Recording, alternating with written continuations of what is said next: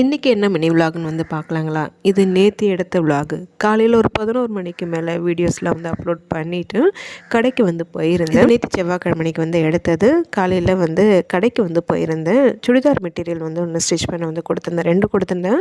அது வாங்கிட்டு வரலான்ட்டு வந்து கடைக்கு போயிருந்தேன். ஒன்று தான் ஸ்டிச் பண்ணியிருந்தாங்க. அப்படியே வாங்கிட்டு அப்படியே மார்க்கெட் போய் பூவு, வெத்தலை, அப்புறம் சொரக்காய் பார்த்ததுமே ரொம்ப ஆசையாக இருந்தது. சொரக்காய் வாங்கிட்டு வீட்டுக்கு வந்துட்டேன்.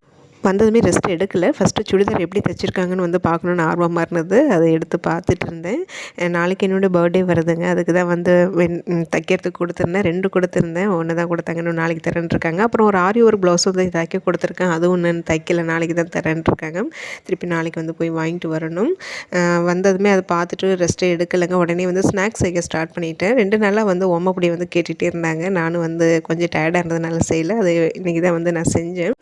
ரெஸ்ட் எடுத்துகிட்டு அப்படி செய்யலான்னு வந்து பார்த்தா வந்து வேலைக்கு ஆக மாட்டேங்குது. அப்படியே வந்து தள்ளி போயிடுது, கொஞ்சம் அலுப்பாயிடுது. அதனால் வந்ததுமே வந்து நான் செய்ய ஸ்டார்ட் பண்ணிட்டேன். செஞ்சுட்டு அதுக்கப்புறமா கொஞ்சம் நேரம் ரெஸ்ட் எடுத்துகிட்டு மதியம் வந்து வெற்றிலை தீபம் வந்து போடுறதுக்கு அந்த வேலையை வந்து பண்ணிகிட்டு இருந்தேன். இந்த தடவை கடலை மாவு வாங்கினது வந்து பார்த்திங்கன்னா ஓமப்பொடி தான் வந்து ஃபுல்லாகவே பிழிஞ்சிட்டேன். நெக்ஸ்ட் டைம் வாங்கும்போது ஒன்று ஒவ்வொரு தடவை வந்து பண்ணுவேங்க. கார சேவு, அதுக்கப்புறம் குண்டு மிச்சர் அதெல்லாம் வந்து பண்ணுவேன்.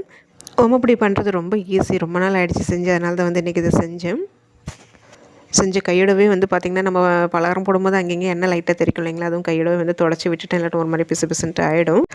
காலையில் எழுந்திரிச்சதுலேருந்து மதியம் 2 மணி வரைக்குமே கரெக்டாக தாங்க இருந்தது. கொஞ்சம் கூட ரெஸ்ட்டே இல்லாமல் தான் வந்து போயிட்டுருந்தது. ஏன்னா இது முடித்த உடனே வந்து வெற்றிலை தீபம் போட்டேன்.